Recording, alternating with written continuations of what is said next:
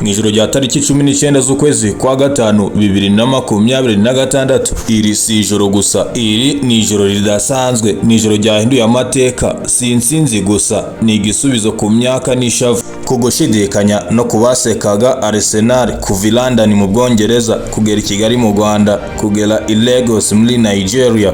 Abafana bose kuva ku mwana muto barahaguruka.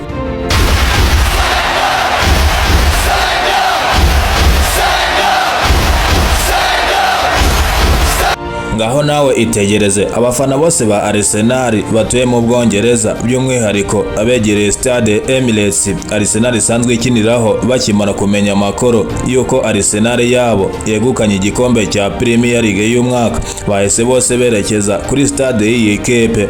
Dore uko byari byifashe.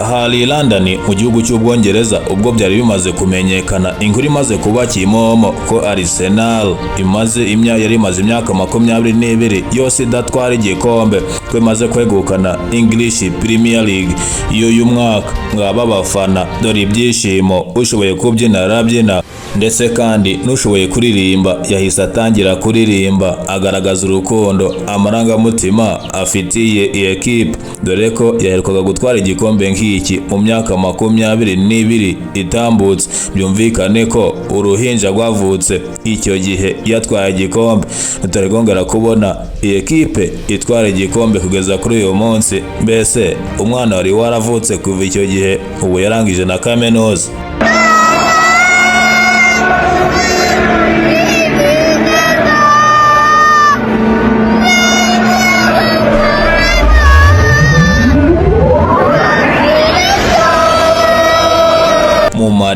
Mu marira menshi y'ibyishimo, uyu mufana muto ukiri muto cyane wa ekipe ya Arsenal arimo kuririmba indirimbo yitwa North London Forever, cyangwa se ati amajyaruguru ya London iteka ryose. Nk'iyi ndirimbo kandi abafana ba Arsenal bakunda cyane. Uyu mufana ukiri muto agira ati ibyaba byose byaba ibihe bimeze bite, imvura, izuba, ubukonje.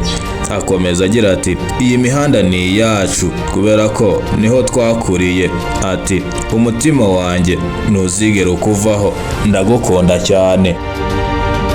Ese mu ijoro ryakeye byagenze bite? Ni ikihe kintu cyahesheje intsinzi iyi ekipe ya Arsenal kugira ngo yegukane iki gikombe cya shampiyona? Ese byari byifashe bite? Abantu bariyagitinze gute hirya no hino? Ese abayetazi b'iyi ekipe cyangwa se abanzi bayo, ese babyifashemo bate nyuma yuko bumvishe inkuru mu matwi yabo ko Arsenal itwaye igikombe? Mbese wowe turi kumwe muri iki kiganiro uri umunyamahirwe inshuro 100, kubera ko ahangaha niho wungukira isoko, amakuru, ubumenyi, aho amateka y'ibyamamare yose ari ku karubanda.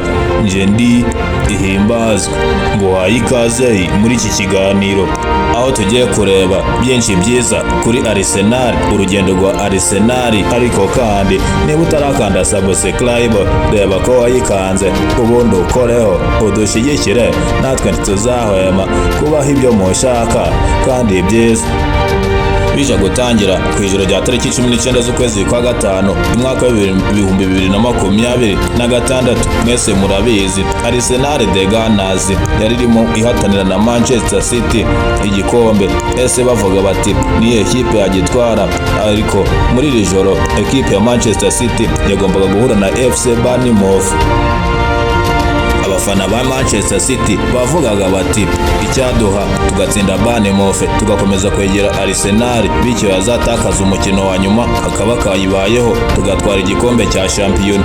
Arsenal nabo baravuga bati turabashungerezi, dushyigikiye ekipe ya AS Bournemouth. Ati wagira ngo Manchester City itsikire, itsindwe cyangwa se inganye, natwe dutware iki gikombe. Icyo batazi nuko AS Bournemouth ariyo yagombaga kwakira uyu mukino, ukabera ku kibuga cyitwa Vitality Stadium. Stade yari irimo abafana 11,000. bari baje gushyigikira iyi ekipe, abandi baravuga bati tuje gushyigikira Manchester City yacu, abandi bari abashungereza.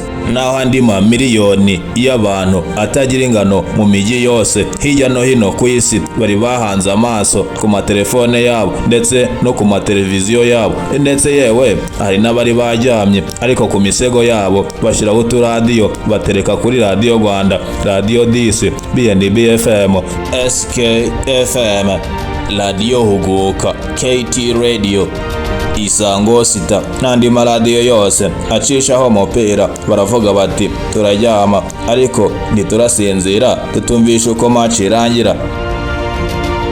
Kuva ku bagabo, abagore, abakobwa, abasore, yewe n'umwana yabimenye, n'abandi baba bakiri konka bamenye ko Arsenal yatwaye igikombe. Manchester City ndetse na AFC Bournemouth zose zari zahuriye kuri Vitality Stadium, zose buri imwe yose yashakaga intsinzi, maze ku munota wa 39 Eli Junior wa Bournemouth asoza Manchester City ayikubitamo igitego cya mbere, maze dore abafana yaba ba Arsenal ndetse n'aba Bournemouth bose biterera hejuru.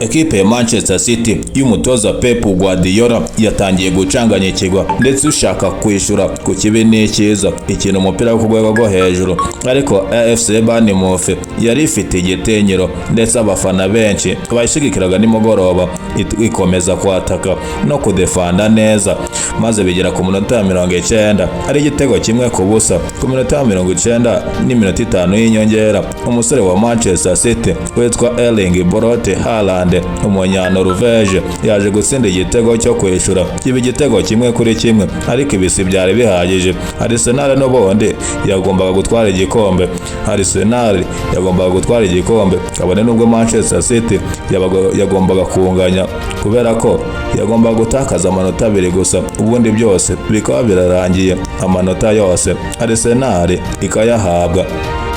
Uyu mukino ukimara kurangira i London mu Bwongereza, imihanda yose yuzuye ibyishimo. I Kigali mu Rwanda abafana barasakuza, bararirimba, barasimbuka. I Lagos muri Nigeria abantu basohotse mu mihanda bishimira ikipe yabo. Muri Aziya nubwo naho bwari bwije ariko ntago abantu bari basinziriye, abantu bagiraga bati Arsenal ni yacu, twarabikobokeye, turabikoze, ntibishoboka. Ibihugu bitandukanye, indimi zitandukanye, ariko umutima umwe.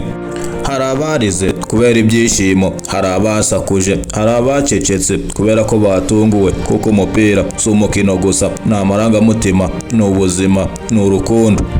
Iri joro rizahora ryibukwa nk'igihe Arsenal yagarutse igahindura byose. Amagambo y'abayisebyaga ku bafana bayo iri si iherezo, ahubwo ni intangiriro. Nimba wishimiye iki kiganiro, ndabizi neza ko wigirira umutima mwiza, rero kanda subscribe udushyigikire kugira ngo n'ibindi biganiro byose uje ubibona igihe tubishyizeho. Nje nitwa Jean d'Amour, ndabakunda kandi byiza gusa nibyo mbifuriza, bifurije intsinzi ubuzima bwanyu bwa buri munsi. Hano ho ni kuri Ihimbazwe Show, aho amateka y'ibyamamare yihishe cyane tuyafata tukayahishura tukayashyira ku karubanda, byose mutazi muzagenda mubyigira hano. Isoko y'ubuzima, isoko y'ubumenyi, ngayo nguko. Nje ndi Jean d'Amour. Ikindi kiganiro cyiza kiryoshye kiri vuba, kanda subscribe ubundi witurize wigendere naho butaha.